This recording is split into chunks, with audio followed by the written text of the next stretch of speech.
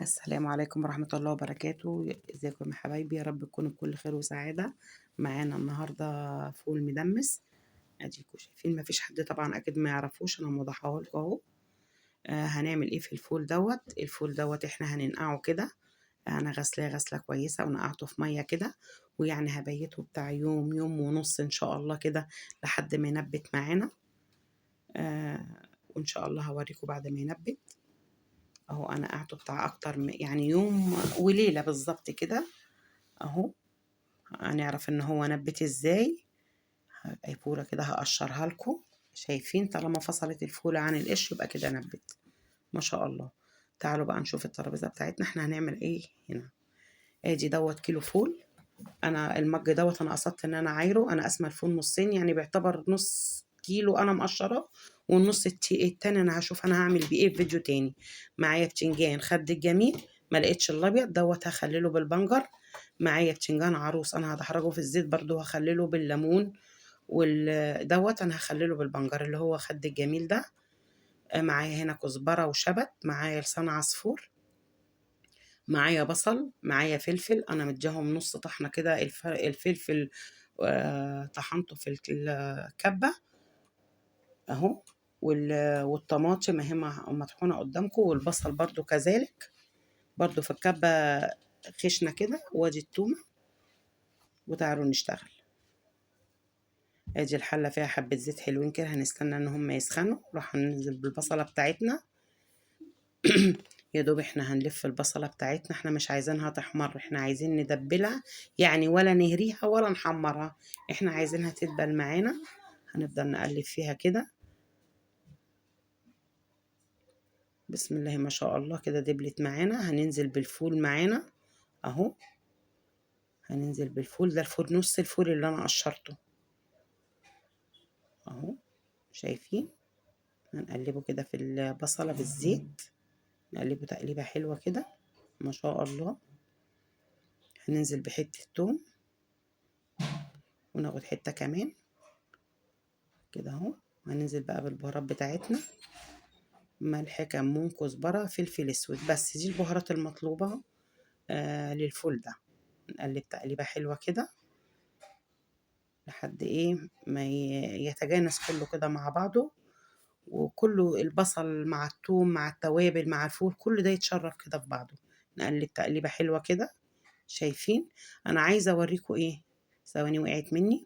انا عايزة اوريكم ان الفول كل ما بيخش في التقليب بتاعه كل ما الفولة بتفصل عن التانية اهي.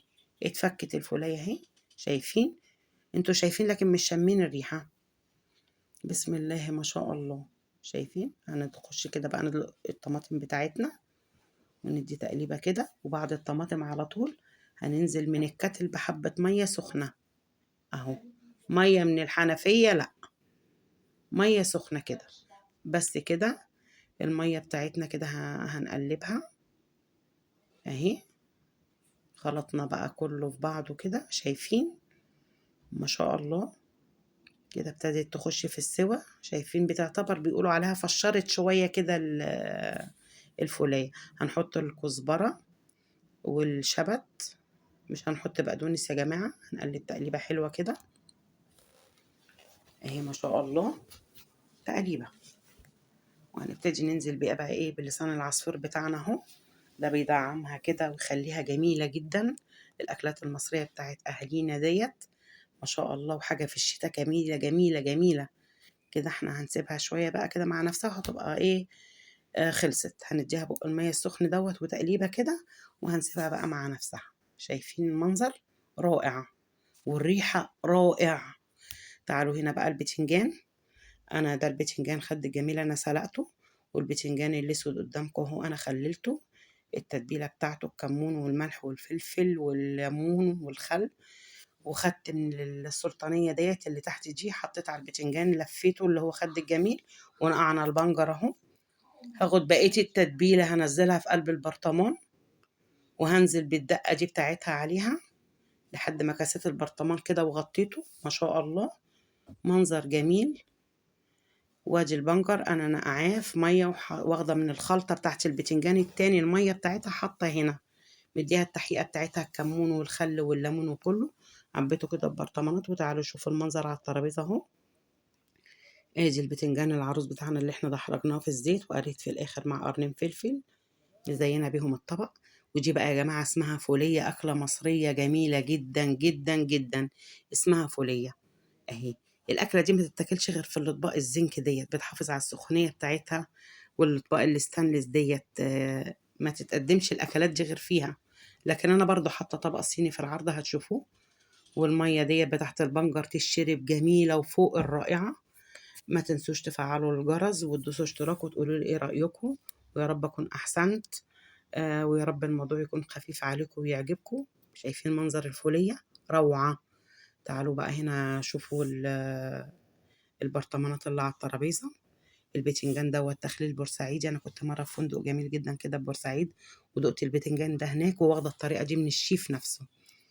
يا رب يكون الموضوع عجبكم. شايفين البرطمانات؟ عندنا برطمان كده نستغله وهنهدي بيه حد من حبايبنا. يا رب كده يكون الموضوع عجبكم. شايفين المنظر؟ ده بقى البتنجان البورسعيدي اللي كنت قلت لكم قبل كده عليه. دمتم في حفظ الله وأمنه. ما تنسوش تفعلوا الجرس. بحبكم في الله.